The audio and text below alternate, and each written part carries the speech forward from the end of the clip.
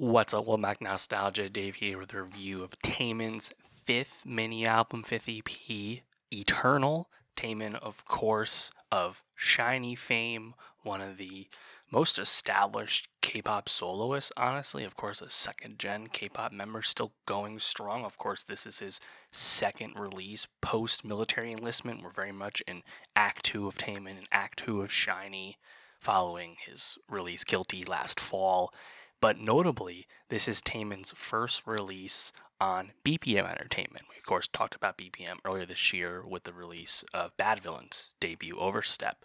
Taemin has left SM. I think that's pretty notable to have such a big star leave one of the big agencies. Not that we haven't seen this in other facets as well. It does seem to be kind of par for the course now with, artists in the second act of their career, post-military from the men's side to do something like this, but still notable, of course.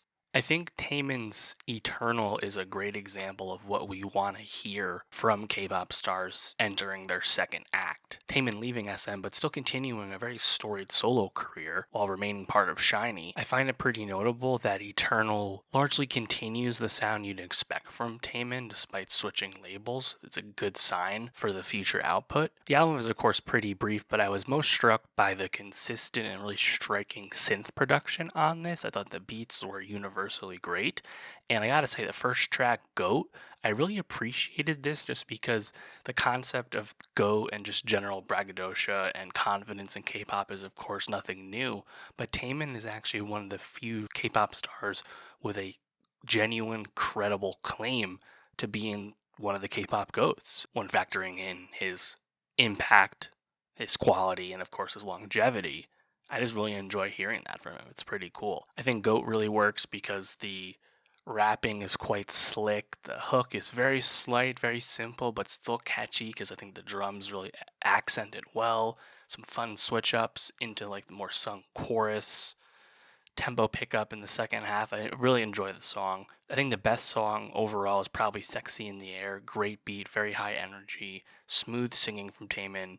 The beat flip into a new cadence, really cool. Track 3, Horizon, another big beat, very high energy start, fun drum breakdown, kind of like 80s synth leaning, like synths throughout this listen for sure, but definitely more of the throwback vibe that we've heard a lot of recently. You can definitely hear that on Horizon. The song The Unknown Sea, a bit of a slower moment, but still has some enjoyable builds throughout.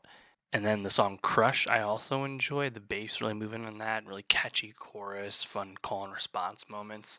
The last two songs didn't really do as much for me, but overall, like I think, when you think of K-pop stars who've been at it a long time, we're kind of in uncharted territory in terms of them still making a big impact. This is kind of a change. I think Taemin, unsurprisingly, is one of those one-of-one K-pop stars who's able to buck the traditional trend.